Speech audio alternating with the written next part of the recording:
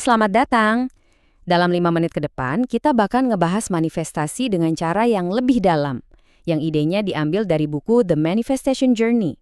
Kita akan bedah bareng-bareng, kenapa sih kadang usaha kita buat manifestasi itu rasanya kok gitu-gitu aja, dan gimana cara ngubahnya. Oke, siap ya? Yuk kita mulai. Kita mulai dari sini nih, sebuah perasaan yang mungkin akrab banget buat sebagian dari kita. Anda ngerasa udah ngelakuin semuanya, afirmasi udah, visualisasi udah, tapi kok hidup rasanya kayak macet, nggak gerak-gerak. Nah ini dia, paradoks yang bikin banyak orang frustrasi. Jadi pertanyaannya, kenapa sih teknik-teknik yang populer ini, kayak afirmasi atau bikin vision board kadang nggak berhasil? Anda udah ngucapin kata-katanya berulang-ulang, udah pasang gambar-gambar impian, tapi kok hasilnya belum kelihatan juga ya? Nah, buku ini tuh lahir dari kegelisahan itu. Banyak banget orang yang mulai belajar manifestasi karena hidupnya terasa berat, terasa stagnan. Jadi, kalau Anda merasa seperti ini, tenang. Anda nggak sendirian. Dan ada loh penjelasan yang lebih dalam di baliknya.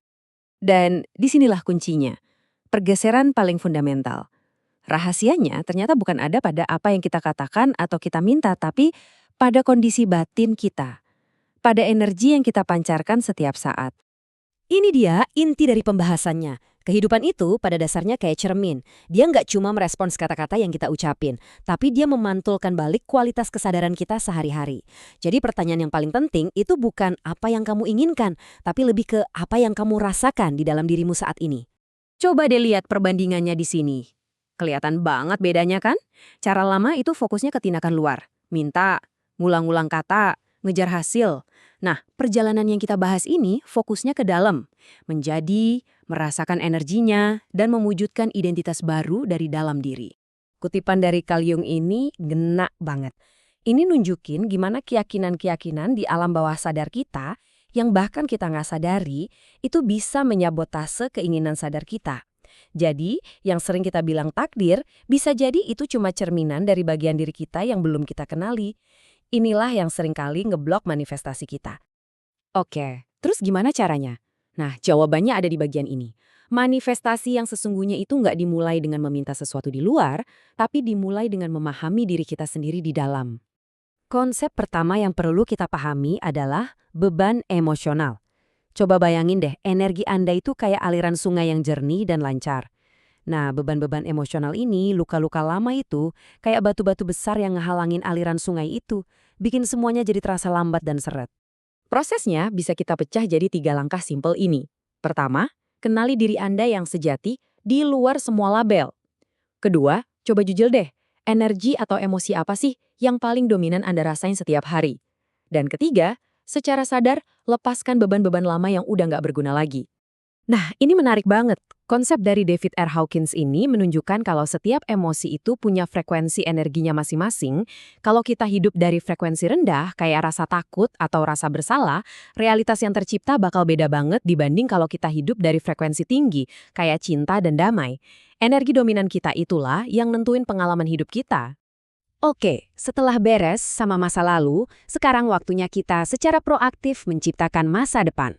Ini bukan lagi soal menunggu, tapi soal mewujudkan identitas baru itu mulai dari sekarang juga. Ini nih salah satu alat yang powerful banget dari buku ini. Namanya Buku Masa Depan. Lihat deh tabel ini. Di satu kolom ada kondisi kita sekarang, dan di kolom sebelahnya adalah versi diri masa depan yang kita inginkan.